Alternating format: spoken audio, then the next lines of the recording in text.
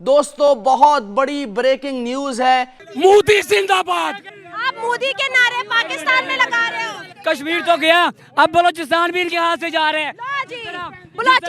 बलोचिस्तान जिस तरह आवाम निकल रही है ना, मुझे लग रहा है ये भी इनके हाथ से निकल जाएगा। एजेंट जिंदाबाद, यहूदी का एजेंट जिंदाबाद। हम इंडिया से टक्कर नहीं ले सकते, सिंपल इज दैट। हम इंडिया को मुंह तोड़ जवाब देने की बातें तो करते हैं, लेकिन हमें वो मुंह तोड़ जवाब नजर नहीं आता। अगर आप एक नज़र सिर्फ मारंग बलोच के धरने पर डाल लेना, जो बलूचिस्तान में जाकर वो कर रही हैं, और जो इस वक्त वहाँ पर एक बहुत बड़ी तादाद बाकायदा आवाम, मुझे लग रहा है सारी बलूचिस्तान की पहली आबादी बहुत कम है, लेकिन उस कम आबादी में भी तकरीबन आधी आबादी जो है वो उस धरने के अंदर मौजूद नज़र आ रही है।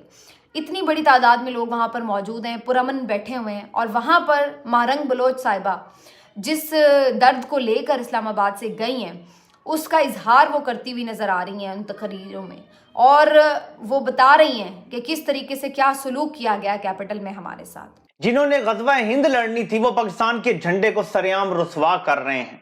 नमस्कार दोस्तों, जय हिंद। आप सभी का स्वागत है एक और नई वीडियो में। दोस्तों, आप सबको याद होगा जब ईरान पाकिस्तान के बीच में मिसाइल का एक्सचेंज हुआ और जब पाकिस्तान ने ईरान के ऊपर बम दागे, मिसाइल दागे, जो भी करा, तो उसमें बेचारे बलूचिस्तान के लोग जो है वो मारे गए। और इसी का फ़ायदा उठाकर मारंग बलोच, जो कि इस्लामाबाद में मिसिंग पर्सन्स के लिए प्रोटेस्ट कर रही थी अपने कुछ लोगों के साथ में, उस प्रोटेस्ट को भी दबा दिया गया, दहशतगर्दी का आरोप लगाया गया और बेचारे उन बलूचिस्तान के लोगों को खाली हाथ इस्लामाबाद से वापस जाना पड़ा। लेकिन दोस्तों, जब मारंग बलोच बलूचिस्तान वापस गई और उनको सुनने के लिए जिस तरह से बलूचिस्तान के लोग वहां आए, ऐसा लगा कि पूरा बलूचिस्तान जो है वहां पहुंच गया है। और मारंग बलोच ने बताया उन बलोच के लोगों को कि किस तरह से इस्लामाबाद में उनके साथ ट्रीट करा गया उनके साथ, और किस तरह से पीटा गया उनको, और वो खाली हाथ वापस आई है।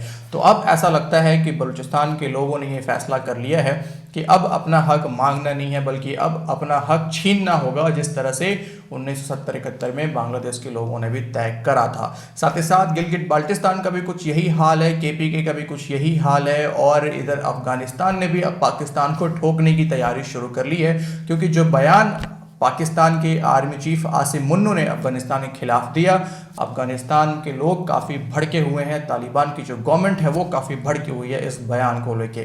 तो आइए बढ़ते हैं वीडियो में आगे, लेकिन वीडियो अच्छा लगे तो प्लीज़ चैनल को सब्सक्राइब कीजिएगा, वीडियो को लाइक कीजिएगा और बेल आइकॉन को जरूर से आप सब प्रेस कीजिएगा।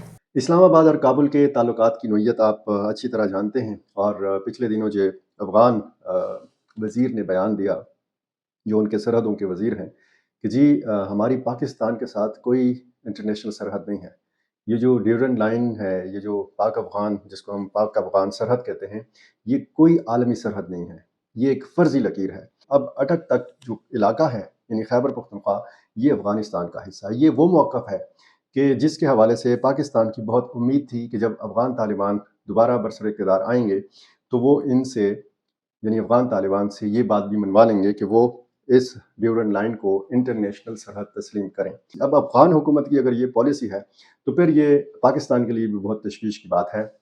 और बीच में जो सिलसिला हम देख रहे हैं कि पाकिस्तान और अफ़गानिस्तान के बीच में ताल्लुकात में बहुत ज़्यादा बिगाड़ आया है। आर्मी चीफ ने जो बयान दिया अफ़गानिस्तान के हवाले से कि अगर हमारा एक भी शहरी जान से जाता है तो वो हम जो है इसकी कीमत जो है वो पूरा अफ़गानिस्तान हो सकता है हमारी नज़र में। ये एक बयान दिया था जिसमें बड़ा शदीद रद्द-ए-अमल भी अफ़गानिस्तान की तरफ से जो है वो ज़ाहिर किया गया।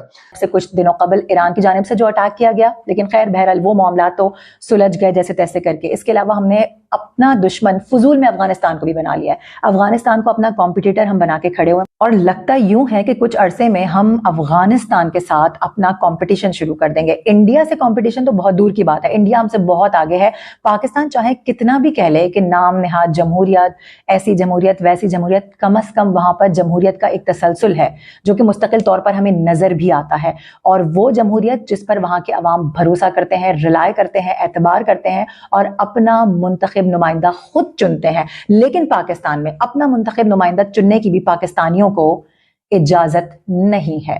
तो ये सब कुछ तो होता आ ही रहा था पाकिस्तान में, लेकिन इस वक्त जो हालात पाकिस्तान के देखे जा रहे हैं, जो बैरूनी तौर पर जो मामलात हैं, वो भी बहुत ज़्यादा हद तक खराब हो चुके हैं। ये भी इस वक्त सबके सामने है। अफगानिस्तान के साथ जो हमने किया वो सबके सामने है। पहले हमने अफगानों को किस तरह से यहाँ से बेदखल किया, उसके बाद पाकिस्तान की अफगानिस्तान के साथ जो मामला चल रहे हैं वो किसी से ढके छुपे नहीं है। इसके अलावा अब से कुछ दिनों कबल जिस तरह से मैंने जिक्र किया कि ईरान की जानिब से जो किया गया वो जिस भी बिना पर किया गया और उसके बाद जो भी मामला हुए, और फिर इंडिया तो जाहिर सी बात है कि कोई मौका हाथ से जाने नहीं देगा। अभी मालूम है सबको कि एक बड़े अहम इंतखाबात होने वाले हैं, एक बड़ा इवेंट पाकिस्तान में होने वाला है, तो कैसे हमारा दुश्मन हमें इस तरह से छोड़ देगा? वो तो कोई मौका जाने नहीं देगा, क्योंकि वो हमसे पावर में भी आगे है, मईशत में भी आगे है, सियासत में भी आगे। उनकी मईशत दुनिया भर में इस वक्त एक नाम कमा चुकी है। जो इस वक्त मामला भारत के पूरी दुनिया के ममालिक के साथ हैं, पाकिस्तान के नहीं है, क्योंकि हमने हमेशा पाकिस्तान की सियासत में इंटरवीन किया। जो हमारे बड़े हैं, जो मुल्क को चलाने वाले हैं, जो इदारे हैं, उन्होंने कभी भी किसी का भी टेन्योर पूरा नहीं होने दिया। सिर्फ मैं इससे पिछले टेन्योर की बात नहीं करूंगी, इमरान खान साहब के अलावा इससे पहले भी जितने भी टेन्योर्स गए हैं, नवाज शरीफ साहब की हुकूमत को बार बार गिराया गया, इससे पहले भी जुल्फिकार अली भुट्टो के साथ क्या किया गया, और फिर जो कुछ भी अजल से चलता आ रहा है और अब तक मुझे लगता है कि पाकिस्तान के यही हालात रहेंगे। तो जब तक हम अपने साथ खुद सीरियस नहीं होंगे, हम अपने लोगों के साथ सिंसियर नहीं होंगे, अपने अवाम के साथ सिंसियर नहीं होंगे, अपने मुल्क के साथ सिंसियर नहीं होंगे, हमारे साथ कोई भी सिंसियर नहीं हो सकता। जो इस वक्त पाकिस्तान के हालात हैं, जो इस वक्त मईशत है, जो सियासत है, उसको देखकर लगता यही है कि आने वाले 5 साल 10 साल में हम मजीद पीछे की तरफ चले जाएंगे, मजीद पीछे की जानिब हम कदम बढ़ाते जा रहे हैं।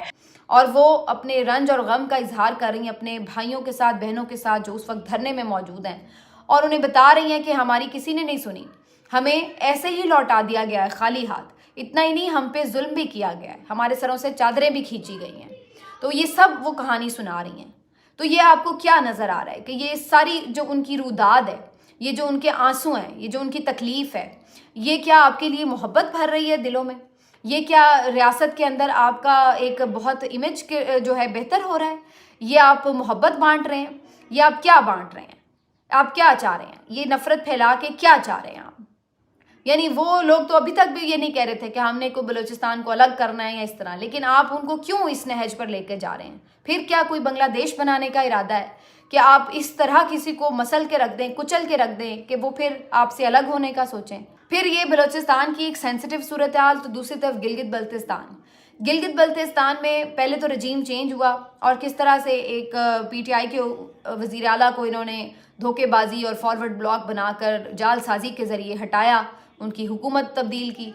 फिर उसके बाद उनके कुछ जेन्युइन मसाइल हैं गिलगित वालों के, और उस पर वो बात करते हैं। और चलिए आप मान लें कि बहुत शायद उनके जेन्युइन मसाइल ना भी हों, कुछ चीज़ें वो एक्स्ट्रा भी डिमांड करें हों, लेकिन अगैन वही बात है, तरीक़ाकार तो एक ही है ना कि बातचीत की जाए। पहले उनका एहतजाज शुरू हुआ गंदम की सब्सिडी के मामले के ऊपर, और फिर उसके बाद उनके कुछ और मुतालबात उसमें शामिल हो गए। आज आप गिलगित बल्तिस्तान का ज़रा मुजाहरा देख लें जो हुआ है, कितनी बड़ी तादाद में लोग बाहर निकले हुए हैं। तो बलूचिस्तान आपसे खुश नहीं है, वो बाहर निकल आया। गिलगित बल्तिस्तान आपसे खुश नहीं है, वो सड़कों पर है। केपी आपसे नाराज़ है, वो सड़कों पर है। दोस्तों ये था आज का वीडियो, और अब अगले ही हफ्ते पाकिस्तान के अंदर सो कॉल्ड इलेक्शन होने वाला है। अब देखना ये है किस तरह से इमरान खान को दबाया जाता है। मतलब एक बड़ा ही इंटरेस्टिंग फेज़ शुरू होने वाला है हमारे पड़ोसी मुल्क में। जो भी दोस्त, जो भी भाई पाकिस्तानी मीडिया को, पाकिस्तान को क्लोजली वॉच करते हैं, उन सबको पता है कि काफ़ी इंटरेस्टिंग फेज़ आने वाला है अब पाकिस्तान के अंदर। तो देखना बड़ा इंटरेस्टिंग होगा कि किस तरह से पाकिस्तानी फ़ौज, जो कि इस वक्त बदनाम है पाकिस्तान के अंदर, इन सारे प्रॉब्लम्स को कैसे टैकल करती है। ये बहुत ही मज़ा आने वाला है देखने में। तो आप चैनल पर बने रहें और चैनल को सब्सक्राइब करके, अगर आपने नहीं करा है तो सब्सक्राइब कर लीजिए और बेल आइकॉन को जरूर से प्रेस कर लीजिए। वीडियो को अंत तक देखते रहने के लिए आप सभी का बहुत बहुत धन्यवाद। अपना ख्याल रखें। जय हिंद।